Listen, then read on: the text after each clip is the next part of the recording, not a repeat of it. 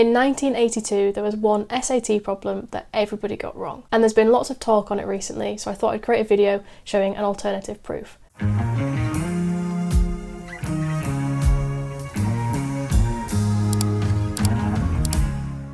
So you might wonder, why did everybody get it wrong? Was it a really, really hard question? And it actually turns out that the reason that everybody got it wrong was because the examiners didn't actually put the correct answer there to begin with. So by classic statistics, everybody got it wrong. So this was the question here, and it says, in the figure above, the radius of circle A is 1/3 the radius of circle B. Starting from the position shown in the figure, circle A rolls around circle B. At the end of how many revolutions of circle A will the centre of the circle first reach its starting point? So the problem looks a bit like this. Now, I've used a Pringle tube as the larger coin just so I can show this illustratively, and it turns out that the radius of this Pringle tube is actually 3 times larger than the radius of this 10p coin from the UK. So yeah, worked out quite well. But I'm just going to show you exactly what it's asking. So it's basically saying, if we start with our coin at the top here and we roll it around, how many times will the smaller coin rotate? And you look at the question and you think, well, it must be 3, because we're told that the radius of the larger coin is 3 times the radius of the smaller coin, and therefore when it rotates round it's going to be 3. And that's what a lot of people chose, and that's what a lot of people thought was the correct answer. And when you look at this problem initially, it's kind of what pops out. These problems are SAT problems, so they are designed to be answered within roughly a minute. Now the answer is actually 4. Now it's quite easy to see that there's 4 rotations when we do the rotation ourselves and we have a large coin, or a Pringle tube in this case, and we rotate it around. So if we do rotations, so that's 1 rotation there, that's 2, that's 3, and we get to the top again, which is 4. Now, you might be wondering, well, why is that the case? And for me, it took a bit of understanding what was going on. Now, what's actually happening is, we're rotating around the coin itself. The circumference of the larger coin is 3 times the circumference of the smaller coin, so it must rotate 3 times. It actually rotates 1 more time, and that is because of the rotation of the coin itself.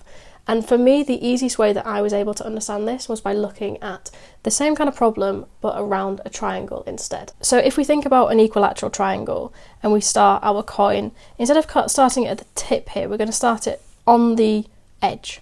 So we're going to start it on the edge so that the queen's face is facing parallel to the side that it's rolling down. And we do 1 revolution, and we find that at the end of this, it is completed 1 turn at the end of the line.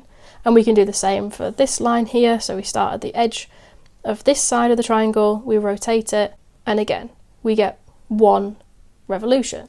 So we know that for a triangle there's going to be 3 revolutions for each of the sides. But one additional thing that you need to consider is, well, once it's reached the end of one side, it must have to rotate, and in this case it will have to rotate 120 degrees just by the angles here. It's going to have to rotate 120 degrees to get to the side again. And again, when it completes 1 full rotation along this side, it gets to the bottom, it's going to have to rotate another 120 degrees, and again do the same process 3 times.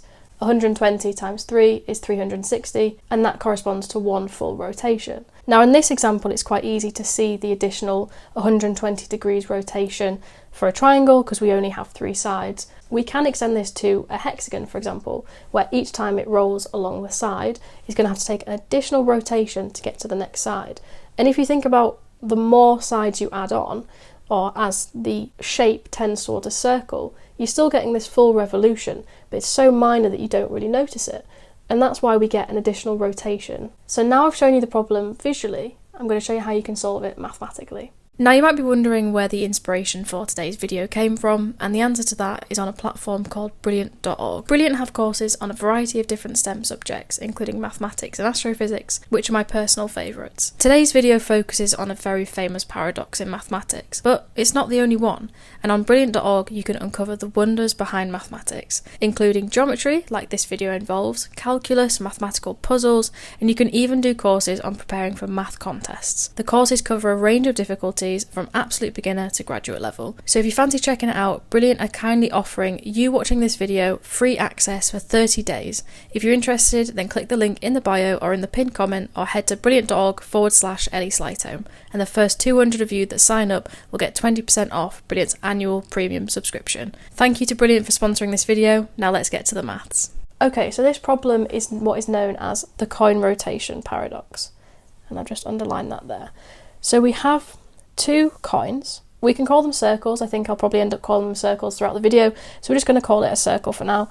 So we have these two circles, and we have the circumference of A, so we can say, well, that's just pi times by the diameter, which is 2 times the radius.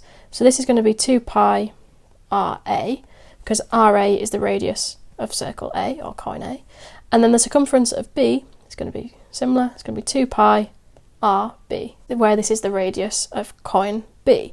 Now, we know, well, we are told that RA equals a third of RB, so we can rewrite this and say that the circumference, and I should just have really said that this is equal. So what we can say is this is the circumference of B is actually equal to 6 pi RA. Okay, so that's the first thing that we can note, and that is that we've calculated what the circumference of each of the coins are. Now we can move on to looking at the circumference as if it were one long line. This distance along here is essentially going to be the circumference of coin B. So I've denoted it in blue, and what we can do is we can take the circumference of the coin and we can expand it out so that it becomes a straight line. So basically unravelling the circumference of coin B into one straight long line.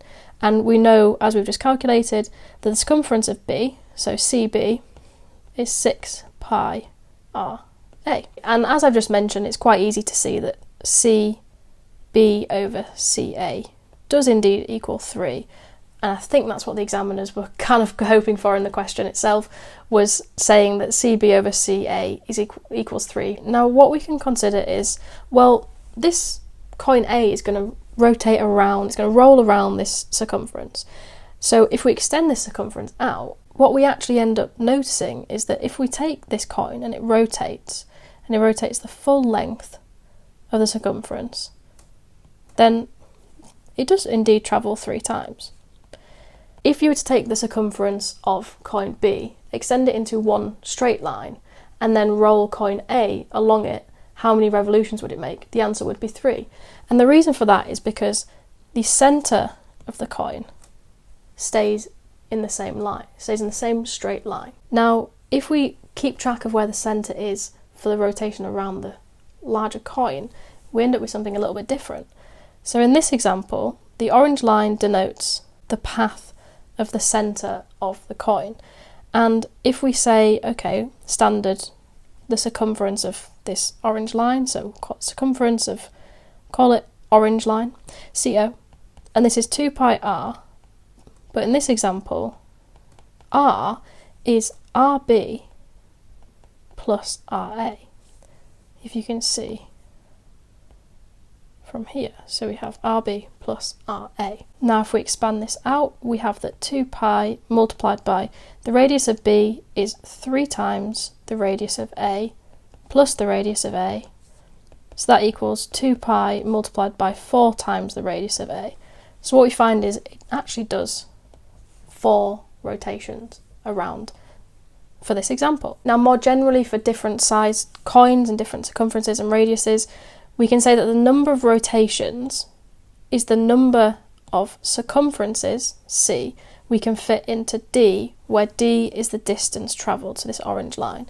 So we can label this and say that that means that the distance travelled divided by the circumference of A, so the smaller coin, must be 2 pi of RB plus RA divided by 2 pi RA, which therefore equals RB plus RA all over RA.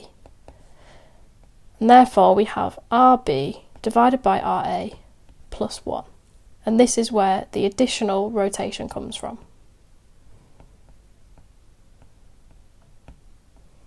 Nice.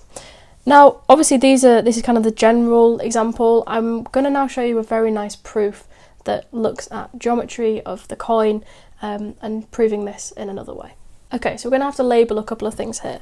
So this is the smaller circle, this is the larger circle. We have that this is the origin of the smaller circle, this is the origin of the larger circle or coin. I've been using coin and circle interchangeably, so apologies for that. And then we're going to label a couple of things. Now, all these points that I've got here, they are actually all in the same place, which is in here, but when the coin starts to rotate, it will become clearer which each of these points are.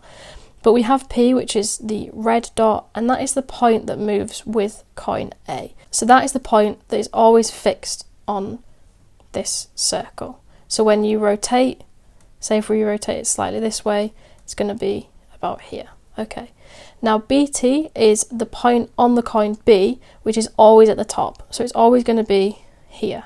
It's always going to be the top of the coin B. Now AB is going to be the point on coin A that's always at the bottom. So likewise, we had the top of circle B, we're also going to have the bottom of circle A. Now T is just going to be the tangent between the coins, and it's also kind of this connection that can be seen between OA and OB in this point. So it's the tangent between both of these centres of the coin. So what is this going to look like when we start to rotate? And I'll just show you now. So if we begin moving, what we can see is BT, this here, is the point that's always at the top of coin B. AB is always the point that's at the bottom of coin A. T is kind of the intersection, the touching point between the two coins themselves, or the tangent in this case, and P is the point that wasn't originally here, but now we've rotated it, it itself has rotated here, so it's gone from here to there. Okay, so what we can look at is just some geometry of this. So we can say that coin A makes a full revolution when P to T to AB equals 2 pi the radius of A. So that means it's completed one full revolution. So we can say, okay, so P, T, A, B must equal 2 pi RA. So that's just saying that we've completed one full revolution. And I'm going to just label this, call this asterisk or star. And then we can say, and by geometry, PTAB, okay, so let's think about this. PTAB, which is this, PTAB, that is the same as P to T plus T to AB, okay? So, quite simple, we have P to T plus T to AB, okay? Now, when we highlight these, we have P to T, is this, and T to AB. Now you might notice that they are arcs on this circle or this coin. We can write this in terms of angles. Now we've denoted, and I forgot to mention, we've denoted that these angles in here are theta, so that's theta there, and we can look at this. So we can say, okay, well, we know that T to AB is going to be the same as this theta value here multiplied by RA, and that's just the definition of arcs. So this is going to be theta RA. Now we can do something similar with this here, so P to T, and we can note that this is the same as this here. So both of these will have rotated and they'll be the same length. So we can do the same and say that this arc is the same as P to T, and therefore this arc is theta multiplied by RB. So we can do the same here, and this is theta RB. Okay, now we can just rewrite this as RB plus RA multiplied by theta, and this is going to be our second equation. So PT AB can be given as this here, and we'll call that dagger. Okay, so we have two equations that are both equal, we can equate them. So if we say equating, what we find is theta is going to equal 2 pi RA over RA plus RB. B. Okay, and that's just simply by making this and this equal and doing some rearranging. So that's just simple rearranging here. And one thing to note is I'm going to rename theta to theta hat, and I'm just going to call this for general theta hat. And the reason for that is because we've denoted theta in this example to be this angle here, which you can have a look at and kind of figure out what that angle is, but we want it for general theta. So we're just going to say theta hat and call it for general theta. Okay, cool. So we can say also that 2 pi must equal n multiplied by theta hat, where n equals the number of revolutions that coin A makes around coin B. So now what we can say is, thus, n must equal, other way around, 2 pi over theta hat, which we know what theta hat is. It's this here, because we've calculated it. So this is going to be 2 pi over 2 pi RA over RA plus RB. Doing some simplifications and calculations in here, we have that it equals RA plus RB over RA, and again, we can simplify this and get this out, and just for simplicity I'm going to rewrite the last 2 points. So we have the first and last point, should I say. So we have that n must equal RB over RA plus 1, and therefore we have proven what we've shown earlier. So we've proven similar to what we did here, but we've done it in a slightly different way. Now I like the simplicity of this method, where you just consider where the centre's rotated to, and essentially that's kind of what we've just done in the example I've just shown, but it's done it in a bit more of a rigorous way. Now what do you think would happen if the centre fixed coin itself was a dot? And likewise, what would happen to this formula if, say, the outer coin was a dot? What would this formula approach to? I'd love to hear your answers in the comments. Thank you for watching, and I'll see you all in the next one.